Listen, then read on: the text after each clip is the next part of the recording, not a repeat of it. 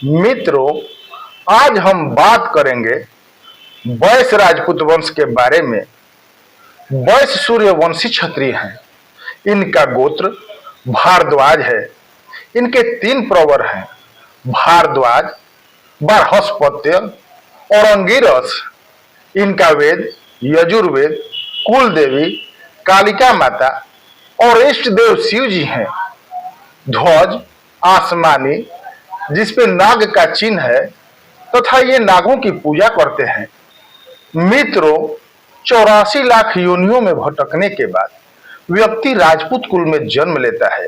इसलिए मैं समय समय पर राजपूत वंश के बारे में जानकारी आपसे साझा करता रहता हूं। मुझे बहुत गर्व होता है राजपूत वंश के बारे में जानकारी आपसे साझा करते हुए।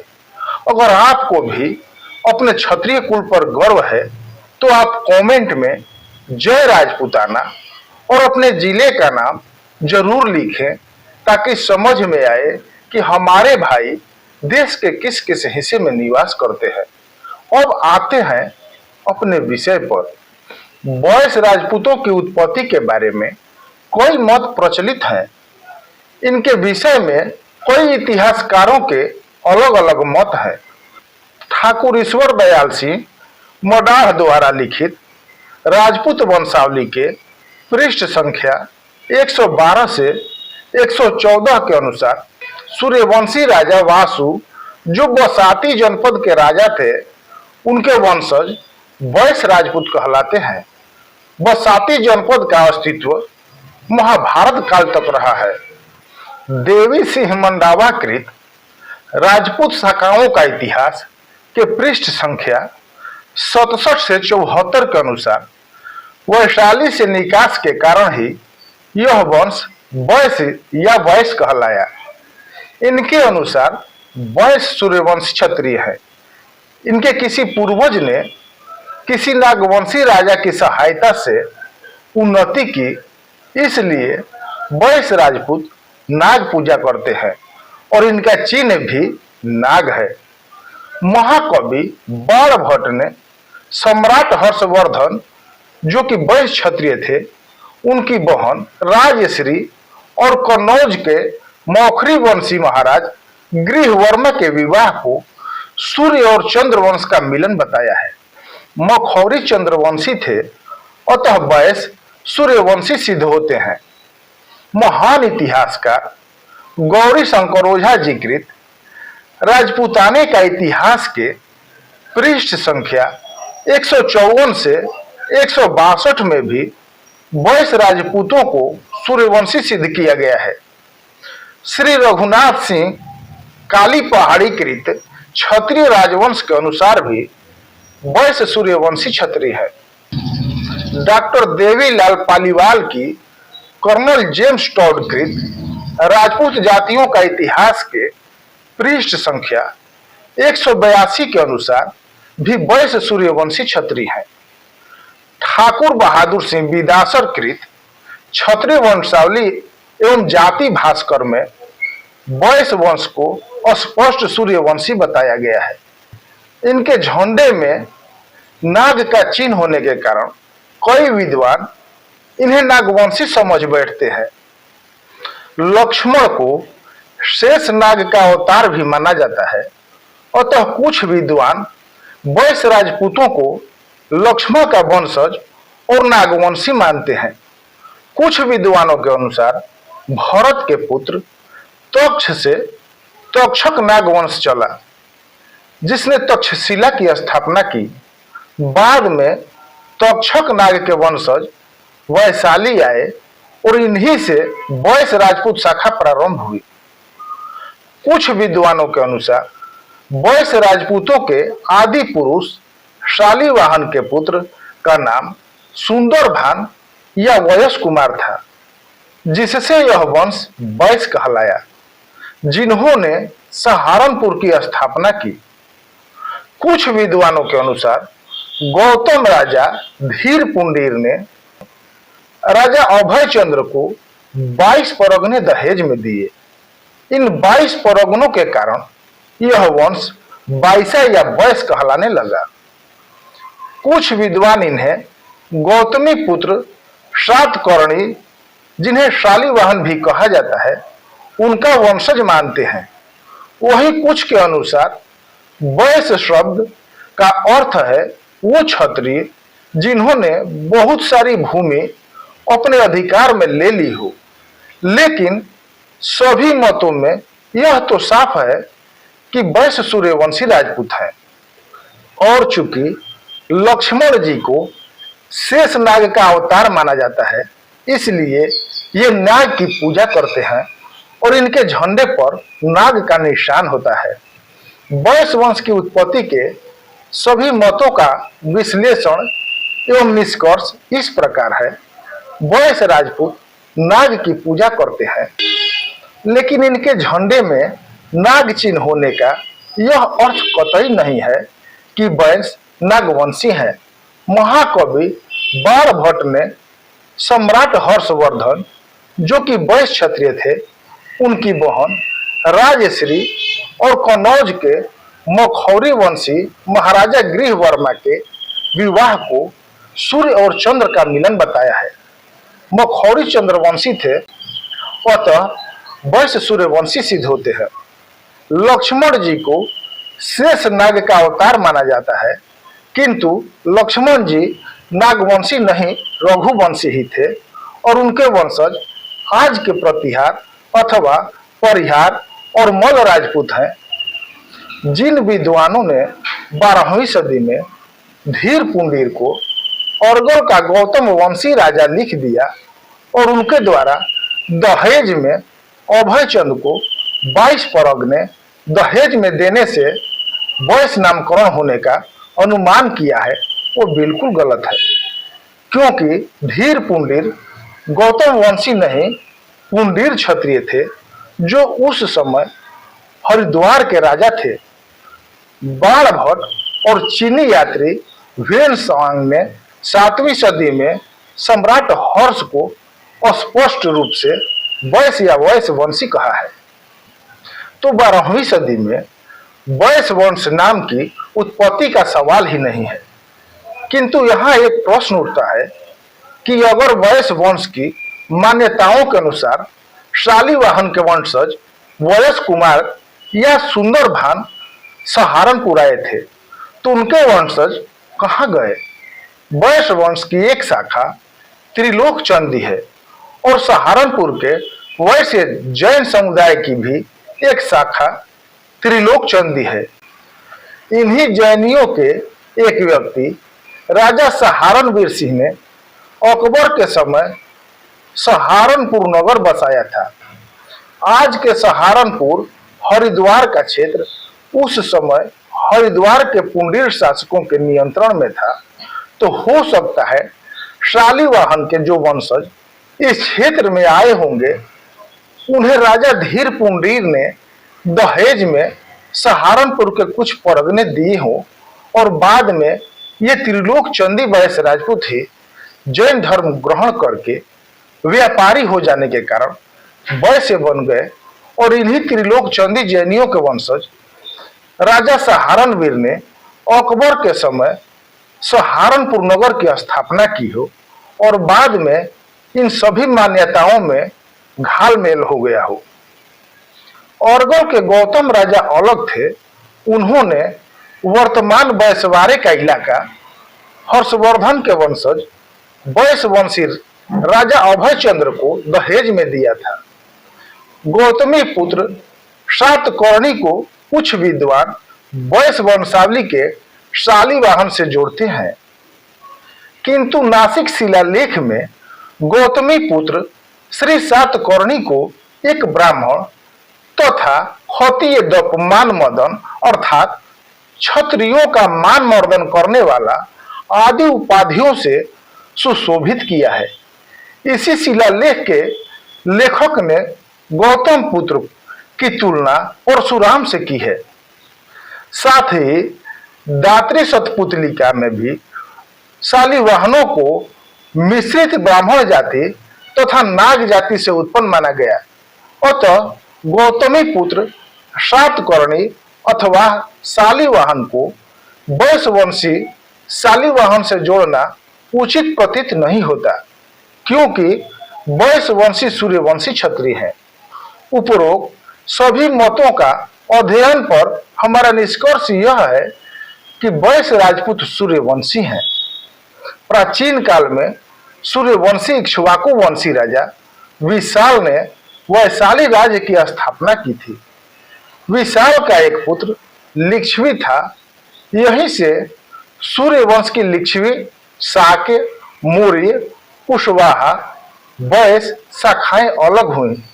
जब मगध के राजा ने वैशाली पर अधिकार कर लिया और मगध में शूद्र नंद वंश का शासन स्थापित हो गया और उसने क्षत्रियों पर जुल्म करने शुरू कर दिए, तो वैशाली से सूर्यवंशी क्षत्रिय पंजाब, तक्षशिला, महाराष्ट्र, स्थानेश्वर, दिल्ली आदि में आ बसे। दिल्ली क्षेत्र पर भी कुछ समय वैश्यवंशियों ने शासन किया और एक शाखा पंजाब में भी आ बसी। इन्होंने पंजाब में एक नगर श्रीकोट पर अधिकार किया, जिसका नाम आगे चलकर थानेश्वर हुआ। दिल्ली क्षेत्र थानेश्वर के नजदीक है, अतः दिल्ली शाखा, थानेश्वर शाखा, सहारनपुर शाखा का आपस में जरूर संबंध होगा। वैश्यवंशी सम्राट हर्षवर्धन अपनी राजधानी थानेश्वर से हटाकर कनौज ले गए। हर्षवर्धन ने अपने राज्य का विस्तार बंगाल, असम, पंजाब, राजपूताने, मालवा, नेपाल तक किया और स्वयं राजपुत्र शिलादित्य की उपाधि धारण की। हर्षवर्धन के पश्चात इस वंश का शासन समाप्त हो गया और इनके वंशज कनौज से आगे बढ़कर अवध क्षेत्र में फैल गए। इन्हीं में आगे चलकर त्रिलोक चंद नाम के प्रसिद्ध व्यक्ति हुए। इनसे वैश्य वंश की कई शाखाएं चली। इनके बड़े पुत्र बिडार देव के वंशज भाले सुल्तान वंश के वैश्य हुए, जिन्होंने सुल्तानपुर की स्थापना की। इन्हीं बिडार देव के वंशज राजा सुहेल देव हुए, जिन्होंने महमूद गजनवी के भतीजे सैयद सलार मसूद गाजी को मौत के घाट उतार दिया था और खुद भी शहीद हो गए थे। चंदावर के युद्ध में हर्षवर्धन के वंशज केशव देव भी जयचंद के साथ युद्ध लड़ते हुए शहीद हो गए। बाद में उनके वंशज अभय चंद ने अरगल के गौतम राजा की पत्नी को तुर्कों से बचाया, जिसके कारण गौतम राजा ने अभय चंद से अपनी पुत्री का विवाह कर उसे 1440 गांव दहेज में दे दिए, जिसमें विद्रोही भौर जाति का दमन कर अभय चंद ने वैश्य राज्य की नींव रखी, जिसे आज वैश्यवाड़ा या वैश्यवाड़ा कहा जाता है। इस प्रकार सूर्यवंशी वैश्य राजपूत आर्यावर्त के एक बड़े भूभाग में फैल गए। अब जानते हैं सम्राट हर्षवर्धन से पूर्व का इतिहास। वैश्य राजपूत मानते हैं कि उनका राज्य पहले मुर्गी पाटन पर था और जब इस पर शत्रु ने अधिकार कर लिया तो ये प्रतिष्ठानपुर आ गए। वहां इस वंश में राजा शालिवाहन हुए, जिन्होंने विक्रमादित्य को हराया और शक संवत इन्होंने ही चालू कराया। कुछ ने गौतमी पुत्र सातकर्णी को शालिवाहन मानकर इन्हें वैश्य वंशावली का शालिवाहन बताया है और पैठण को प्रतिष्ठानपुर बताया और कुछ ने सियालकोट को प्रतिष्ठानपुर बताया है, किंतु यह मत सही प्रतीत नहीं होते। कई वंशों बाद के इतिहास में यह गलतियां की गई कि उसी नाम के किसी प्रसिद्ध व्यक्ति को यह सम्मान देने लग गए। शालिवाहन नाम के इतिहास में कई अलग अलग वंशों में प्रसिद्ध व्यक्ति हुए हैं। भाटी वंश में भी शालिवाहन हुए हैं और सातवाहन वंशी गौतम पुत्र सातकर्णी को भी शालिवाहन कहा जाता था। विक्रमादित्य के विक्रम संवत और शालिवाहन के शक संवत में पूरे 135 वर्ष का फासला है। अतः ये दोनों समकालीन नहीं हो सकते। दक्षिण के गौतमी पुत्र सातकर्णी को नासिक शिलालेख में अस्पष्ट ब्राह्मण लिखा है, अतः इसका सूर्यवंशी वैश्य वंश से संबंध होना संभव नहीं है। वस्तुतः वैश्य इतिहास का प्रतिष्ठानपुर न तो दक्षिण का पैठण है और न ही पंजाब का सियालकोट है। यह प्रतिष्ठानपुर इलाहाबाद अर्थात प्रयागराज के निकट और झूंसी के पास था, किंतु इतना अवश्य है कि वैश्य वंश में शालिवाहन नाम के एक प्रसिद्ध राजा अवश्य हुए, जिन्होंने प्रतिष्ठानपुरी में एक बड़ा वैश्य राज स्थापित किया। शालिवाहन कई राज्यों को जीतकर उनकी कन्याओं को अपने महल में ले आए, जिससे उनकी पहली 3 छतरानी रानियां खीन होकर अपने पिता के घर चली गई। इन 3 रानियों के वंशज बाद में भी वैश्य कहलाते रहे और बाद की रानियों के वंशज कठ वैश्य कहलाए। ये प्रतिष्ठानपुर आज का प्रयागराज के शासक थे। इन्हीं शालिवाहन के वंशज त्रिलोकचंद वैश्य ने दिल्ली पर अधिकार कर लिया। उस समय दिल्ली का कोई और नाम रहा होगा। स्वामी दयानंद सरस्वती के अनुसार दिल्ली पर सन 404 ईस्वी में राजा मुलकचंद उर्फ त्रिलोकचंद प्रथम ने विक्रमपाल को हराकर शासन स्थापित किया। इसके बाद विक्रमचंद, कार्तिक चंद, रामचंद्र, अधरचंद्र, कल्याणचंद्र, भीमचंद्र, बोधचंद्र, गोविंद चंद्र और प्रेमो देवी ने 200 से अधिक वर्ष तक शासन किया। वस्तुतः ये दिल्ली के वैश्य शासक स्वतंत्र न होकर गुप्त वंश और बाद में हर्षवर्धन वैश्य के सामंत के रूप में यहाँ पर होंगे। इसके बाद यह वंश दिल्ली से समाप्त हो गया और 7वीं सदी के बाद पांडव वंशी अर्जुनायन तंवर क्षत्रियों अनंगपाल प्रथम ने प्राचीन इंद्रप्रस्थ के स्थान पर दिल्ली की स्थापना की। वस्तुतः वैश्यवाड़ा ही वैश्य राज्य था। अब हम वैश्य वंश की शाखाओं के बारे में भी जान लेते हैं। कोटबाहर वैश्य शालिवाहन की जो रानियां अपने पीहर चली गई, उनकी संतान कोटबाहर वैश्य कहलाती है। कोठ वैश्य शालिवाहन की जो जीती हुई रानियां बाद में महल में आई, उनकी संतान कोट वैश्य या कोठ वैश्य कहलाती हैं। डोडिया वैश्य डोडिया खेड़ा में रहने के कारण राज्य हल्दौर, जिला बिजनौर, ये डोडिया वैश्य राजपूत कहलाते हैं। त्रिलोकचंदी वैश्य त्रिलोकचंद के वंशज, इनकी 4 उप शाखाएं हैं: राव, राजा, नैथम, सैनवासी। प्रतिष्ठानपुरी वैश्य प्रतिष्ठानपुर में रहने के कारण यह वंश प्रतिष्ठानपुरी वैश्य कहलाते हैं। चंदोसिया ठाकुर उदय बुद्ध सिंह वैश्यवाड़ी से सुल्तानपुर के चंदौर में बसे थे। उनकी संतान चंदोसिया वैश्य कहलाती है। रावत फतेहपुर उन्नाव में भाले सुल्तान, ये भाले से लड़ने में माहिर थे। मसूद गाजी को मारने वाले सुहेल देव वैश्य संभवतः इसी वंश के थे। ये राजपूत मुख्य रूप से रायबरेली, लखनऊ, उन्नाव में मुख्य रूप से निवास करते हैं। कुंभी एवं नरवरिया, ये वैश्य राजपूत मुख्य रूप से वैश्यवाड़ा में निवास करते हैं। वैश्य राजपूत देश या विदेश के किस किस हिस्से में निवास करते हैं, ये भी जान लेते हैं।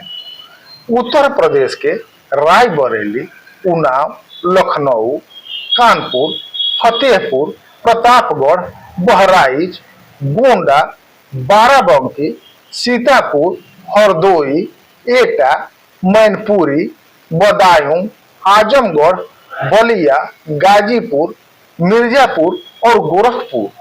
बिहार के कई हिस्सों में भी बैस राजपूतों की अच्छी खासी आबादी है।